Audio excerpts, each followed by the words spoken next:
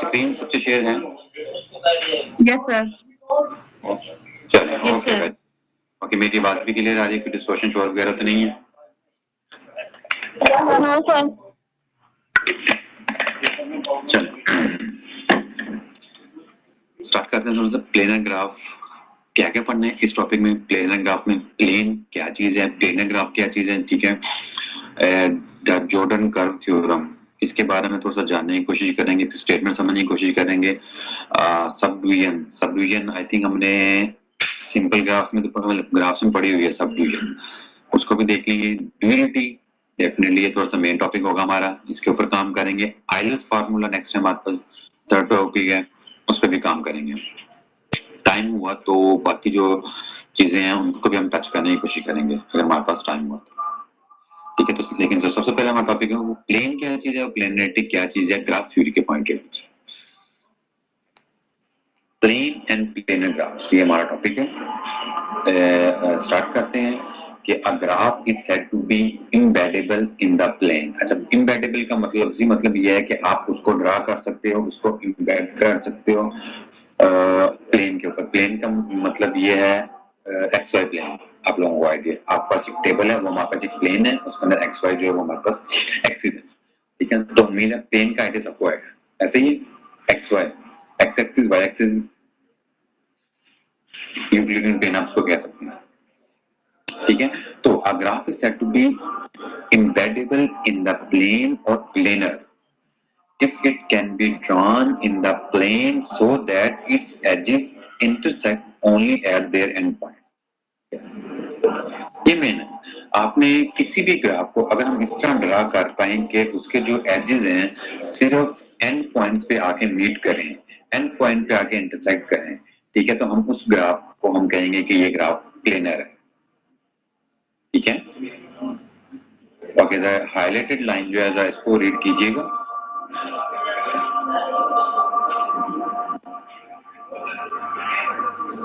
इसको हम example given है, उसको आंसर देखते हैं। ओके, एक ग्राफ जिसको हम इस तरह ड्रा कर सकें कि उनके एजेस आपस में वर्टिसेस के अलावा, एंड पॉइंट के अलावा कहीं और इंटरसेक्ट ना करें, उस ग्राफ को हम कहते हैं प्लेनर ग्राफ। ओके, थोड़ा सा और आगे मूव करते हैं। उस ग्राफ को हम प्लेनर कहते हैं। सच अ ड्राइंग, और वो जो उसको जो स्ट्रक्चर है जो हमने ड्रा किया है उसको हम कहेंगे such a drawing is called planar embedding of the graph, ठीक है। प्लेनर ग्राफ एक चीज होगी और उसकी ड्राइंग जिस शेप का वो आप नजर आ रहा है उसको हम कहेंगे planar embedding of the graph. Like हम बात करते हैं एग्जाम्पल ए और बी, आपको नजर आ रही होगी, ठीक है। एग्जाम्पल ए और बी में आप देखें, सबसे पहले आप ए देखें, हमारे पास एक ग्राफ है, उस ग्राफ को हमने ड्रा किया हुआ है और उस ग्राफ में मैं इस वक्त ग्राफ ए की बात कर रहा हूँ। Graph A page number 244। अब ये देख सकते हैं ग्राफ ए में एजेस जो है वो डिफरेंट पॉइंट पे इंटरसेक्ट कर रहे हैं।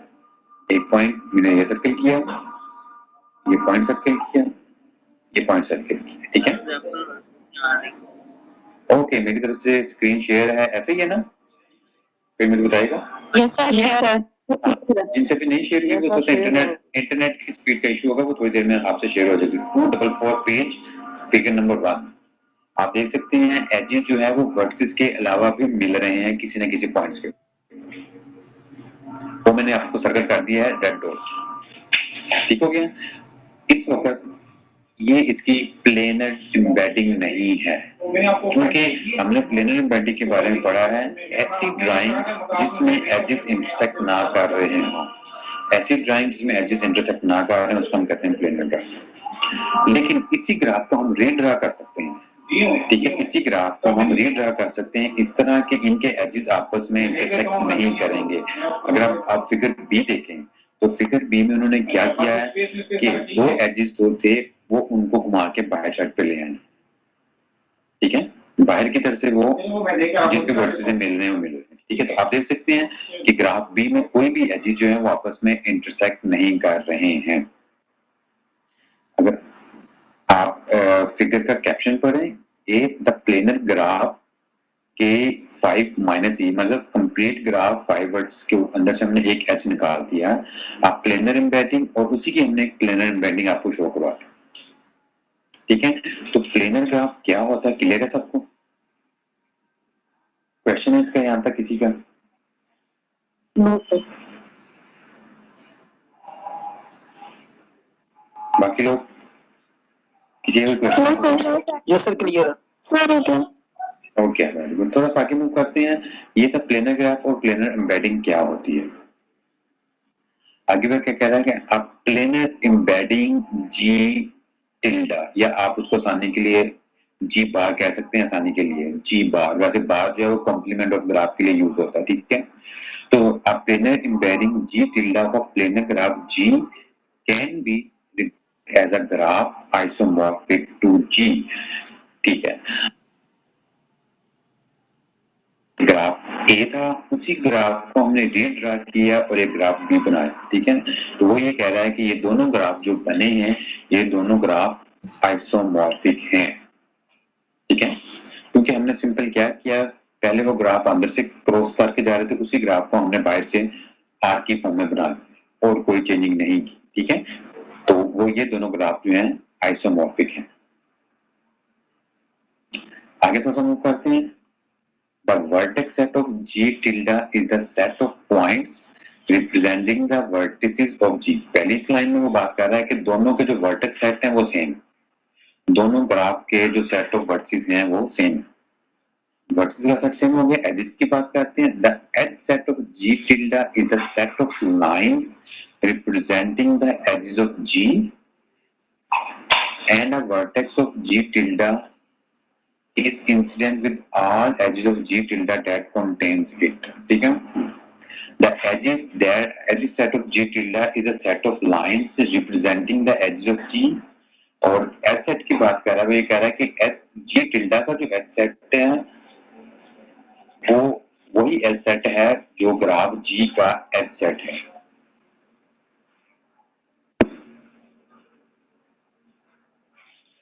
और आगे वो बात कर रहा है and a vertex of G tilde is incident with all the edges of G tilde that contains it. और एक वर्टेक्स के साथ जितने भी एजेस जी के अंदर इंसिडेंट हैं, उतने ही एजेस जो हैं वो जी टिल्डा के अंदर भी इंसिडेंट होंगे।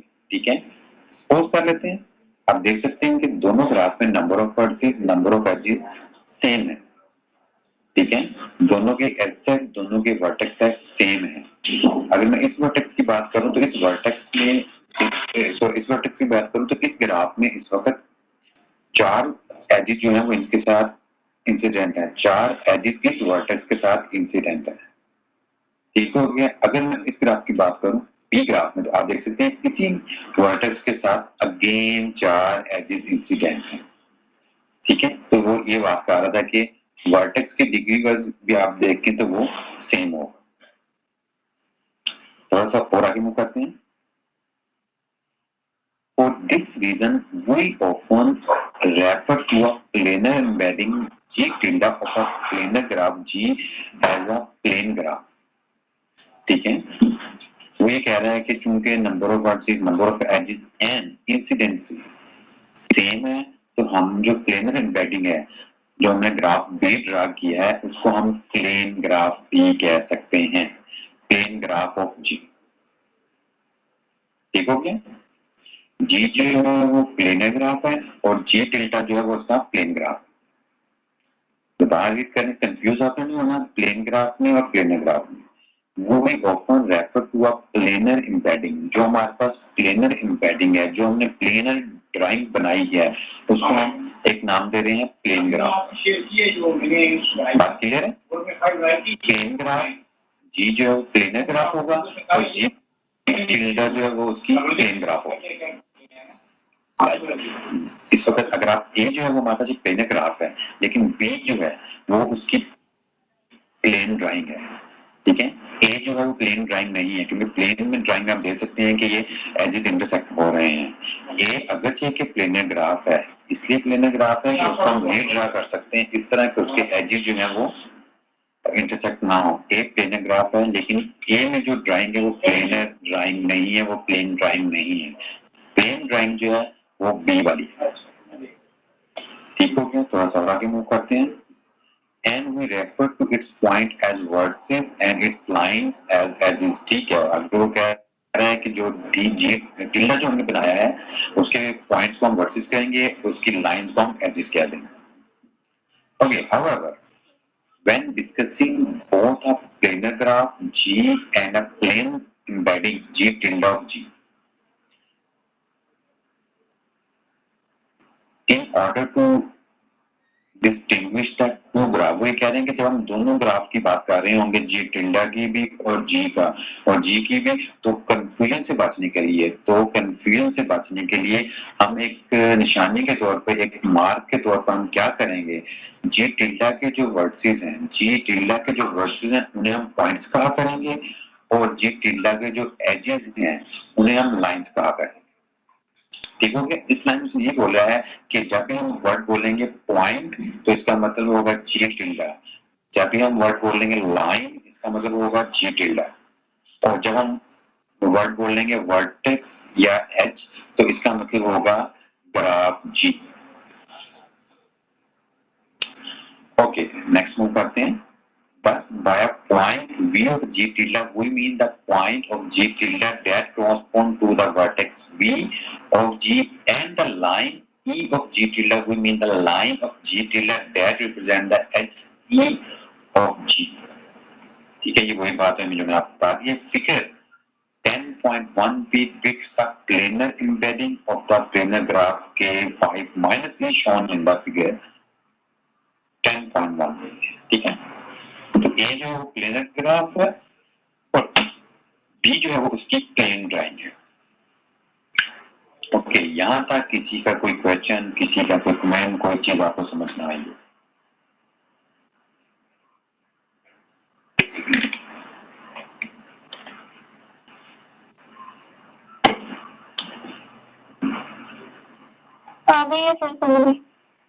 सर प्लेन ग्राफ में हमारे पास इंटरसेक्शन नहीं होगी ना? बिल्कुल, प्लेनर ग्राफ ऐसा ग्राफ जिसको हम रीड्रा कर सकें, लेकिन प्लेन ग्राफ या प्लेन ड्राइंग ऐसी ड्राइंग जिसमें ऑलरेडी क्रॉसिंग जो है वो एग्जिस्ट नहीं कर रही। लाइक अगर मैं लिखने की ट्राई करूं तो जो स्क्रीन पे है वो है, ये है प्लेनर ग्राफ बट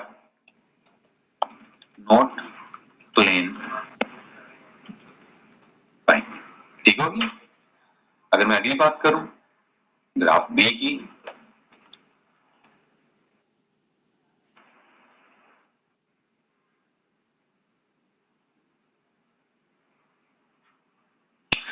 ठीक हो गया।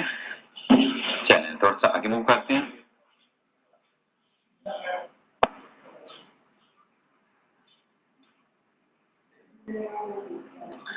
चलिए नेक्स्ट हमारे पास है the Jordan curve theorem. Simple theorem है, आसान ही है। इसके बारे में हम दूसरा डिस्कस करते हैं कि the Jordan curve theorem, the Jordan curve theorem हमें क्या कह रहा है। Okay,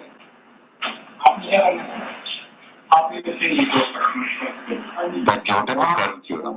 It is evident from the above definition that the study of planar graph necessarily involves the topology of the plane। ठीक है, टोपोलॉजी का मतलब ये है स्ट्रक्चर, डिस्टेंस। आप लोगों ने शायद किसी जमाने में टोपोलॉजी पढ़ी होगी, उसके अंदर आप ये चीजें पढ़ते हैं, सेट्स पढ़ते हैं, सेट्स के बाद में कुछ स्ट्रक्चर की बात होती है और एक्स वाई प्लेन्स के ऊपर कुछ ज्योमेट्री की बात होती है। ठीक है, तो it is evident from the above definition that the study of planar graph necessarily involves the topology of the plane। अच्छा, प्लेन का मतलब मैं इस वक्त बात कर रहा हूँ एक्स वाई जो है हमारा plane. We do not attempt here to be strictly rigorous in the topological matter। अच्छा, अब इस लाइन में ये लिख रहा है कि हमने जो टोपोलॉजी में डिस्टेंसेस पढ़े हैं या मैट्रिक्स स्पेस में जो डिस्टेंस पढ़े हैं, हमने रिगोरसली उन्हीं डेफिनेशन के ऊपर स्ट्रिक्ट नहीं रहना या उन्हीं को फॉलो नहीं करना, क्योंकि ग्राफ में डिस्टेंस कुछ और है और वहां पे जो डिस्टेंसेस होते हैं वो डिफरेंट होते हैं। ठीक है, लेकिन हम उन्हीं की टर्मिनोलॉजी यूज करेंगे। However, then I contend to adopt a new point of view toward them। मतलब हम टर्मिनोलॉजी वहां से लेंगे लेकिन डेफिनेशन जो है वो ग्राफ थ्योरी से होंगी, ग्राफ थ्योरी से हो सकती है। This is to done So as not to be obscure compared to respect to theory, okay, and elegant refers to and so on. Okay, ठीक है. इसके ऊपर मजीद आप अगर पढ़ना चाहें तो कह रहे हैं मोर एंड थॉमसन की एक बुक है 2001 में आई है, आप उसके ऊपर थोड़ी डिस्कशन कर सकते हैं, वहां से आप मजीद पढ़ सकते हैं. The results of topology that are especially relevant in the study of planar graphs are those which deal with simple curves. ठीक है, वो ये कह रहा है कि टोपोलॉजी से रिलेटेड टोपोलॉजी के अंदर जो रिजल्ट हैं जो ग्राफ के लिए इंपॉर्टेंट हो सकते हैं, जो प्लेनर ग्राफ के लिए इंपॉर्टेंट हो सकते हैं, वो ग्राफ हैं जिनके अंदर सिंपल कर्व जो है वो डिस्कस किए गए हैं. ठीक है, टोपोलॉजी के वो रिजल्ट जिनके अंदर सिंपल कर्व्स के ऊपर डिस्कशन हुई है वो हमारे लिए इंपॉर्टेंट होंगे, वो ग्राफ से नहीं इंपॉर्टेंट हो सकते हैं. ठीक है, simple curves.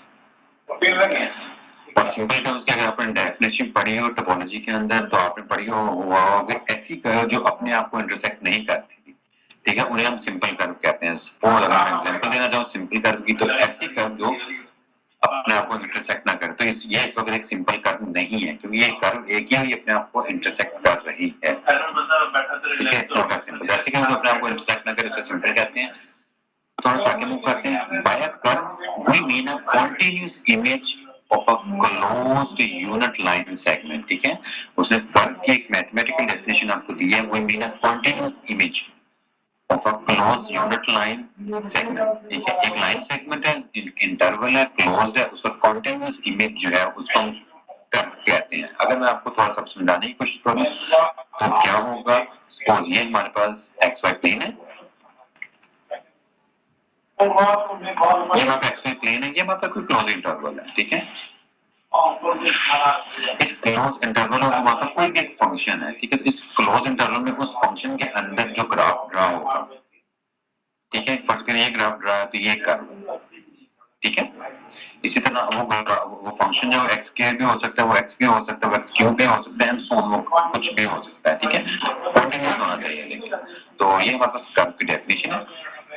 Analogously, a closed curve, अभी मैंने बात की थी कर्व की, a closed curve is a continuous image of a circle. ठीक है, अब हमने क्या करना, पहले इंटरवल लिया था, अब हमने सर्कल ले लेंगे. ठीक है, सर्कल का जो कंटिन्यूअस इमेज होगा, सर्कल का जो कंटिन्यूअस इमेज होगा उसे हम कहेंगे क्लोज कर्व. उसके एग्जांपल अगर मैं देने की कोशिश करूं तो सपोज ये हमारे पास एक क्लोज कर्व. ठीक हो क्या, नेक्स्ट अ कर्व और क्लोज्ड कर्व. अ कर्व और closed curve is simple if it does not intersect itself. If it does not intersect itself, in other words, if the mapping is one to one. ठीक है, map one two one का मतलब यही है. अगर आपने FSc में हमारा होता था वर्टिकल लाइन टेस्ट, हम लोगों को याद होगा कि हम वर्टिकल लाइन टेस्ट पढ़ते थे. ठीक है, चेकिंग करते हैं फंक्शन है या नहीं, तो वो एक पॉइंट पे टच कर देता है तो फंक्शन है, अगर एक से ज्यादा करे तो फंक्शन नहीं होता. जी जी जी जी, इसी चीज के उसे थोड़ी पहचानने की close curve is simple if it does not intersect itself. ठीक है, एक कर्व जो मैं आपको पहले बता दिया खुद को इंटरसेक्ट नहीं करते उसको हम कहेंगे वो सिंपल कर्व है. Okay, properties of such curves come into play in the study of planar graph. वो ये कह रहा है कि क्लोज कर्व और सिंपल ग्राफ की जो स्टडी है वो हमारे इंपॉर्टेंट है प्लेनर ग्राफ में, क्योंकि आप देखेंगे प्लेनर ग्राफ में भी हमारे पास लाइंस होंगी या कर्व्स होंगी. वो कर्व जो है वो आपस में इंटरसेक्ट नहीं करेंगे क्योंकि हमारे डेफिनेशन यही है कि एजेस को इंटरसेक्ट नहीं करना चाहिए और आप दूसरे के साथ भी इंटरसेक्ट नहीं करेंगे. Because cycles in plane graph are simple close curves. ठीक है, तो हमारे पास जो भी साइकिल बनेगी वो हमारे पास एक सिंपल क्लोज कर्व्स होगी. ठीक है, okay, a subset of the plane is arcwise connected. हमारे पास एक प्लेन है, उस प्लेन के अंदर से हमने एक सेट ले लिया, सबसेट जिसे कहते हैं. प्लेन है, उस प्लेन के अंदर हमने एक छोटा सा टुकड़ा ले लिया. वो कह रहा है कि उस टुकड़े को हम आर्कवाइज कनेक्टेड कहेंगे if any two of its points can be connected by a curve laying entirely within the subset. वो कह रहा है कि उस पोर्शन को, उस पार्ट को, उस सबसेट को हम आर्कवाइज कनेक्टेड कहेंगे अगर हम उस पोर्शन के उस सबसेट के किसी भी दो पॉइंट को हम एक आर के जरिए कनेक्ट कर सकें और वो आर मुकम्मल तौर पर उसी सबसेट के अंदर हो।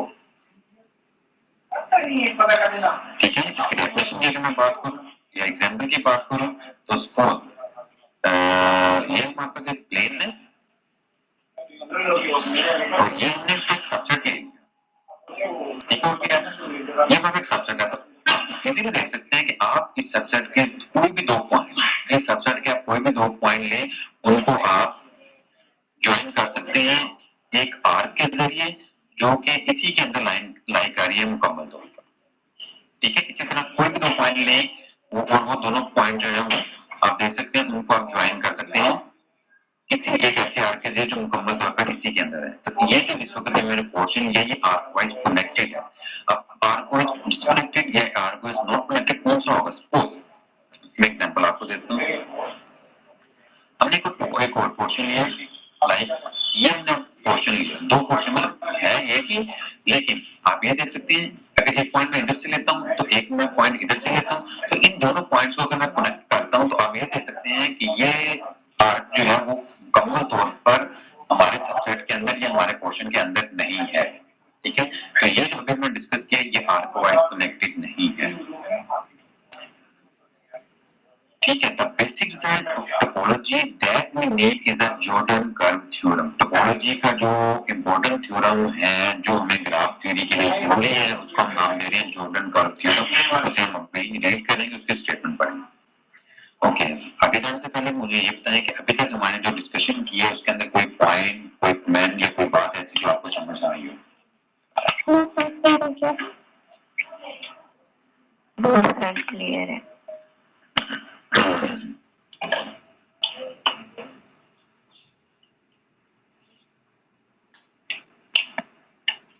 ओके, फैसल बशीर आपको आवाज आ रही है? जी सर। फैसल बशीर आपको आवाज आ रही है?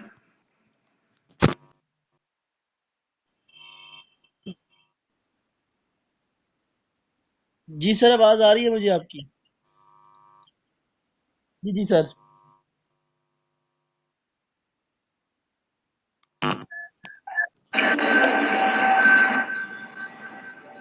अरसलान, माइक का प्रॉब्लम कुछ ठीक हुआ या नहीं हुआ आपका?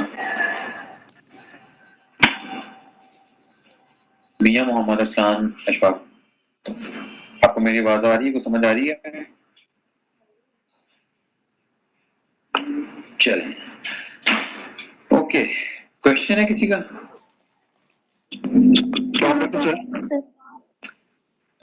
वालेकुम सलाम। दो स्टूडेंट ने माइक ऑन किया है, चलें शाहजेब से बात कर लेते हैं पहले। शाहजेब।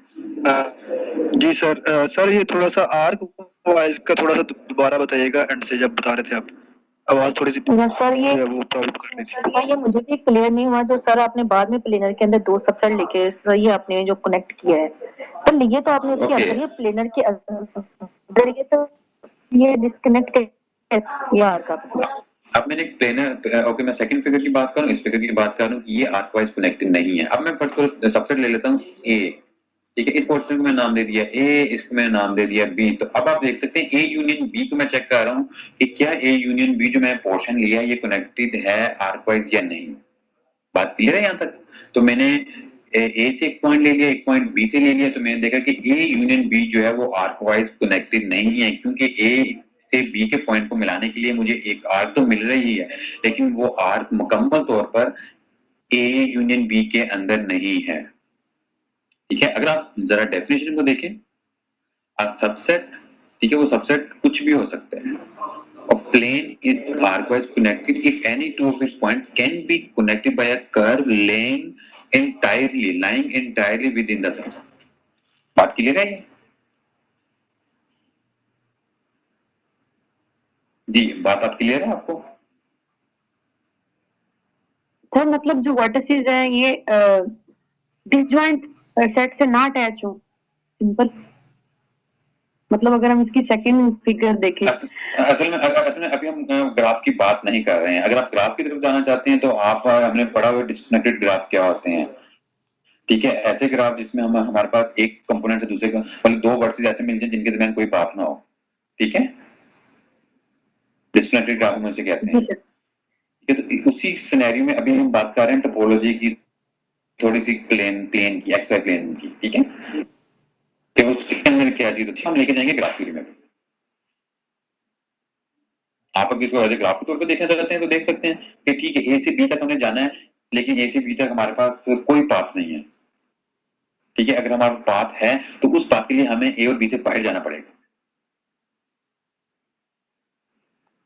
सर ये दोनों पॉइंट्स आपस कनेक्ट तो हो रहे हैं कर्व जरिए। अब मैंने एक हाईलाइट लाइन की हुई है, जरा उसको पढ़ा, जरा क्या लिखा है, कनेक्ट तो बिल्कुल हो रहे हैं, लेकिन जिस लाइन वो कनेक्ट हो रहे हैं उसके बारे में, उस लाइन में क्या कंडीशन है, जरा वो पढ़ें। सर ये इंटरसेक्ट कर रही है ना लाइन सर। नहीं, इस लाइन की कोई बात नहीं है। नहीं, जिस लाइन इंटरसेक्ट का तो इसमें कोई बात ही नहीं है। ओके मेरी बात सुनिए, आप जरा ध्यान से गौर से करें, सामने एक लाइन उसको तो हाईलाइट करना, जिस कर्व से पॉइंट कनेक्ट हो रहे हैं वो कर्व को क्या होना चाहिए, curve laying entirely with in the subset. तो क्या वो लाइन जो है वो हमारे सबसेट के अंदर है? नो। यस सर ठीक है। ठीक है, आप ये जी देख सर, वो सकते हैं लाइन जो है, कि ये जो पोर्शन है, जी ये हमारा जी पोर्शन सर, जो है वो लाइन से बाहर है। जी सर ठीक है। अगर मैं थोड़ा सा बनाने की ट्राई करूँ, ये पोर्शन जो है वो हमारा लाइन से बाहर है। इसलिए ये जो अभी मैंने सबसेट लिया था, ए यूनियन लिया था मैंने, ये एक आर्क वाइज कनेक्टेड नहीं है। Okay sir. Okay, Jordan curve theorem. Sir अब please. Okay, very good. Theorem 10.1 है, जॉर्डन कर्व थ्योरम। पढ़ेंगे तो ऑब्वियस सी बात लगेगी। क्या कहते हैं? Any simple closed curve, simple close, पहली बात तो ये सिंपल होनी चाहिए और क्लोज्ड होनी चाहिए curve in the plane partition the rest of the plane into two disjoint arcwise connected open set। वो ये कह रहा है कि आपके पास एक प्लेन है, प्लेन के अंदर आप कोई भी सिंपल और क्लोज कर बात करेंगे तो आपका प्लेन जो है वो दो हिस्से में जाएगा। ऑब्वियस सी बात है, ऑब्वियस सी बात है ना। ये तो आप प्लेन है एक्स वाई, आप उस प्लेन में कोई भी क्लोज कर ड्रा करें तो आपका जो प्लेन है वो दो हिस्सों में डिवाइड हो जाएगा।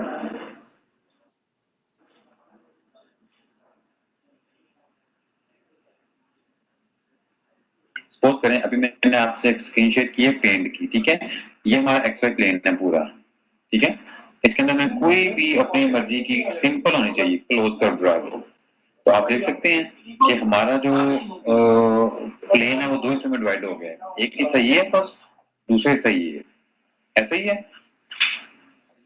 और अगली बात वो ये कह रहा है कि ये दोनों हिस्से जो है वो डिसजॉइंट है, ठीक है, ये दोनों हिस्से जो है वो डिसजॉइंट है और दोनों आर्कवाइज कनेक्टेड है अपने आप में।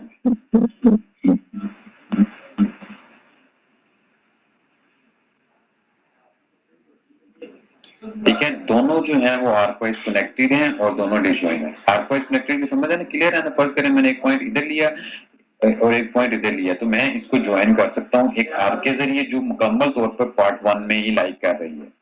अगर मैंने एक पॉइंट इधर लिया, सपोज 2 में से एक पॉइंट मैंने इधर लिया, ठीक है, तो आप देख सकते हैं तो भी आप कोई भी पॉइंट लेंगे वो मुकम्मल तौर पर पार्ट 2 में ही रहेगा, ठीक है, सेकंड कंपोनेंट में रहेगा, तो इसलिए वो भी आर्कवाइज कनेक्टेड है। तो जॉर्डन कर्व की थ्योरम के है, उसकी तरफ हम वापस चलते हैं। Any simple close curve C in the plane partitions, partition मतलब उसको डिवाइड कर दिया, रेस्ट ऑफ द प्लेन, बाकी के प्लेन को into two disjoint arcwise connected open sets। Definition read कर लें, डेफिनेशन में कुछ कंफ्यूजन है तो हम उसको डिस्कस करते हैं।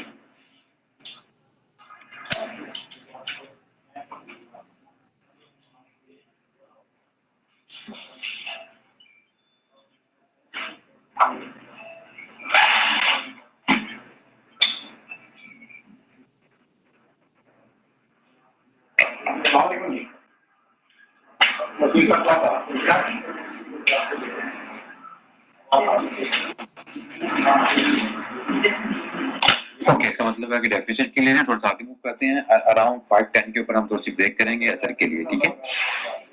5:10 के ऊपर हम ब्रेक करेंगे असर की नमाज के लिए। ओके,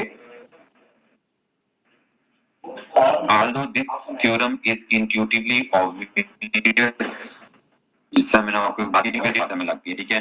कि जाहिर सी बात है, कोई भी सिंपल प्लेन हमने ड्रा किया तो दो से डिवाइड हो जाएगा। Giving a formal proof of it is quite tricky. कोई कहेगा इसका फॉर्मल प्रूफ नहीं दे सकते या नहीं देते हैं। That two open sets in simple closed curve C partitions the plane is called the interior and the exterior of C. ठीक है, वही बात कर रहा है कि आप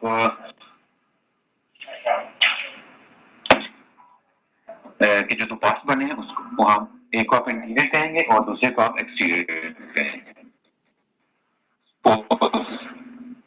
ये वाला जो हमारा ये एक्सटीरियर पार्ट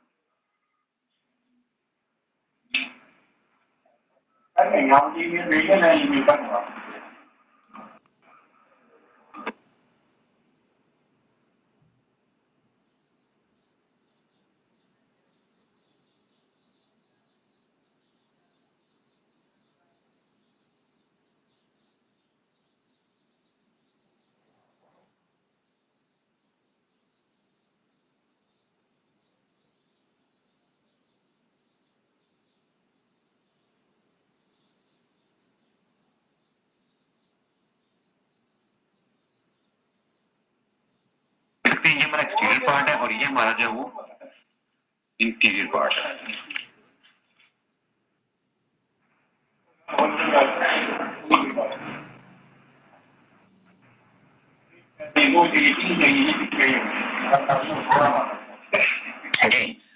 यहाँ तक बात क्लियर है? इंटीरियर है, एक्सटीरियर है, ऑब्वियसली बात है। आगे नोटेशन की बात कर रही है कि इंटीरियर को हम इंट सी से रिप्रेजेंट करेंगे, एक्सटीरियर को हम एक्स सी से रिप्रेजेंट करेंगे।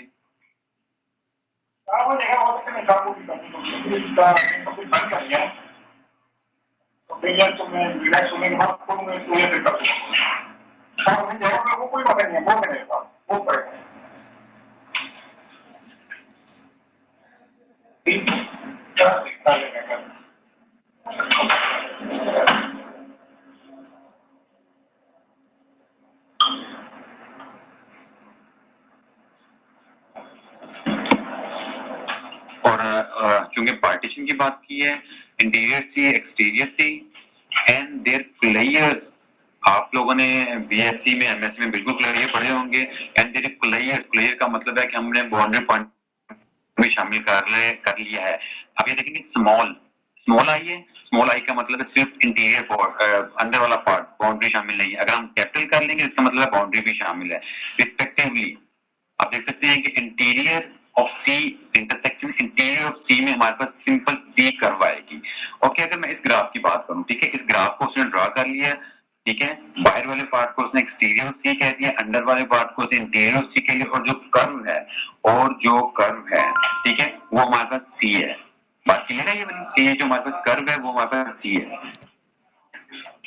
कर्व ड्रा की हमने सी, उस कर्व से हमारे पास एक इंटीरियर पार्ट बन गया, एक हमारे पास एक्सटीरियर पार्ट बन गया। ओके, तो ये एक्सटीरियर इंटीरियर क्लियर है सबको? फिगर से क्लियर है?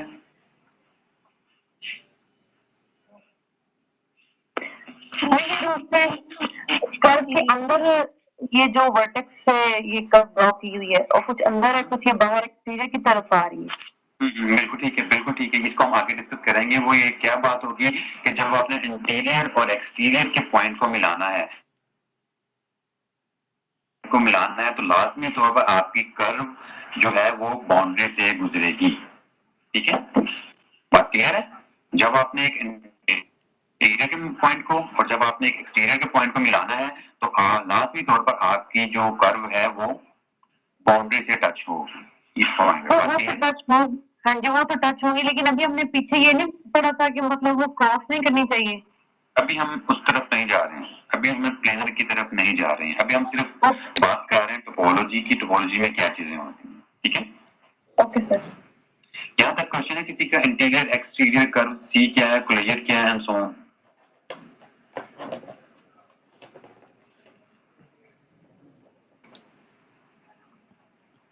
सर एक तो इस कर्व का साइज कैसे? सर क्लियर वाला बता दें काइंडली सर, इंटीरियर एक्सटीरियर तो क्लियर हो गया सर। अच्छा कोलियर क्या होता था? इंटीरियर का मतलब है, अगर मैं इंटीरियर की बात करूं वन बाय वन बात कर लें, इंटीरियर का मतलब है जो शेडेड एरिया है। आपको ग्रे शेडेड एरिया नजर आ रहा है, ये इंटीरियर है, बाउंड्रीज में शामिल नहीं है, इसमें बाउंड्री शामिल नहीं है। अगर हम क्लियर ऑफ इंटीरियर की बात करेंगे, क्लियर ऑफ इंटीरियर का मतलब है बाउंड्री में हमने शामिल कर लिया, ठीक हो गया। एक्सटीरियर की बात करें, एक्सटीरियर का मतलब है व्हाइट पोर्शन सारा सॉय बाउंड्री के, बाउंड्री के अलावा सारा व्हाइट पोर्शन जो है वो एक्सटीरियर है। लेकिन अगर हम बाउंड्री को भी इसके अंदर इन्वॉल्व कर लेंगे तो हमारे पास क्लियर ऑफ एक्सटीरियर आ जाएगा।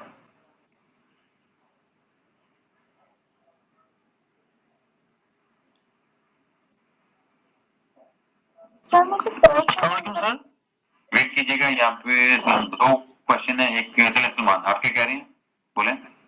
मुझे आवाज नहीं क्लियर आ रही आपकी, मुझे प्रॉब्लम, मुझे बड़ी डिस्टर्ब की क्वेश्चन कर रही है। अच्छा स्टार्टिंग में वैसे मैंने 3-4 मरतबा पूछा था कि मुझे आपकी आवाज कट कट के आ रही है, डिस्टॉर्शन हो रही है आवाज में। जी जी जी स्टार्टिंग में मैं पूछा था कि बात सर अभी ऐसा हो रहा है, सही होती है फिर अभी खराब हो जाती है सर। अच्छा फिर वो दोनों तरफ से नेटवर्किंग का थोड़ा सा इशू होगा, ठीक है जी। अभी डिस्टर्ब हुआ 5 मिनट से, बस पहले सही था। अच्छा मैं वहीं पे बैठा हूँ, मेरे ख्याल से आप लोग भी वहीं पे बैठे हैं। आपकी आवाज क्लियर आ रही एनीवे तो नेटवर्क का इशू, हम किसी को ब्लेम नहीं कर सकते कि वो कोई जानबूझ के कर रहा होगा, तो इसमें थोड़ा सा इंशाल्लाह वेट करना होगा। तो जैसे नेट की स्पीड या जो कुछ भी है वो टाइम टू टाइम ऐसे चल रहे हैं, ठीक है। ओके सेकंड किसी फीमेल का कोई क्वेश्चन था जी, सेकंड किसी फीमेल का कोई क्वेश्चन था, पूछनी चाह रही थी कि कर्व या कुछ इस तरह का क्वेश्चन था, ये किसी का क्वेश्चन था या आगे मूव करें। मैं क्लोज टॉक में कंफ्यूज हो रही थी कि क्या हो गया। Thank you. ओके चलिए ग्रेट, ओके ठीक है। अभी मैंने बात की है कि एक कर्व है, क्लोज सिंपल कर्व है, वो आपके प्लेन को दो हिस्सों में डिवाइड करेगी, इंटीरियर एक्सटीरियर में, और आगे मूव कर लेते हैं।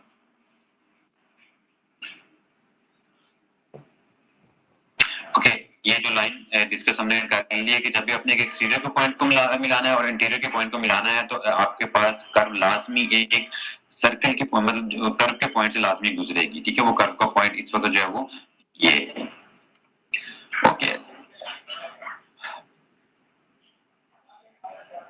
आप लोगों से क्वेश्चन है छोटा सा, एक मैं ग्राफ ड्रा कर रहा हूँ, आप लोगों से क्वेश्चन है कि वो ग्राफ जो है क्या है। ओके इसको मैं जरा कंट्रोल है रिमूव कर दूंगा।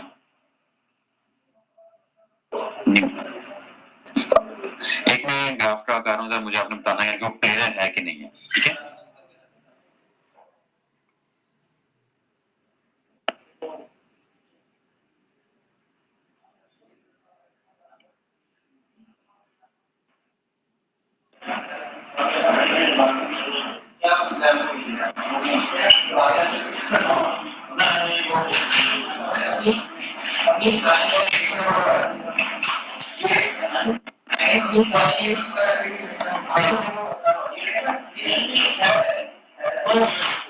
ओके वहाँ पे ग्राफ है, बताना है आपने कि ये प्लेनर है या नहीं है।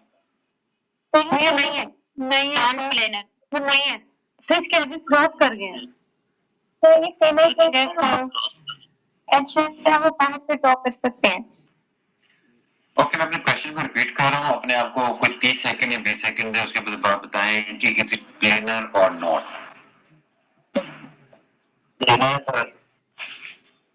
ओके एक आंसर है प्लेनर है, किसी आंसर प्लेनर है, प्लेनर जी सर सर इसको लेना करके हम प्लेनर बना सकते हैं, प्लेन कर सकते हैं। मैंने आपसे बोला कि हमारे पास ग्राफ जो है वो इट्स लुक्स के प्लेनर नहीं है, लेकिन जब हम इसको इजीली रीड्रा कर सकते हैं, ठीक है। इसको रीड्रा करने का क्या मतलब है,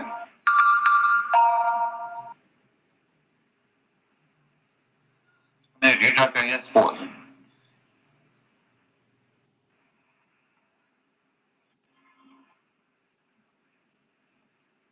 बात क्लियर है। इसको मैं रीड्रा कर लिया और Yes, रीड्रा sir. में आप देख सकते हैं जी सर. कि अब कोई भी एजेस जो हैं वो कट नहीं हो रहे हैं। ठीक है, अगर से जो मैंने पहले ग्राफ बनाया था, अगर जो मैंने पहला ग्राफ बनाया था, सपोज ये वाला ग्राफ जो है वो प्लेनर है लेकिन ये इसकी प्लेन ड्राइंग नहीं है। ठीक है, लेकिन इस ग्राफ के प्लेन ड्राइंग एग्जिस्ट करती है, इस ग्राफ की प्लेन ड्राइंग एग्जिस्ट करती है। ठीक है, तो ये ग्राफ जो है वो प्लेनर हो।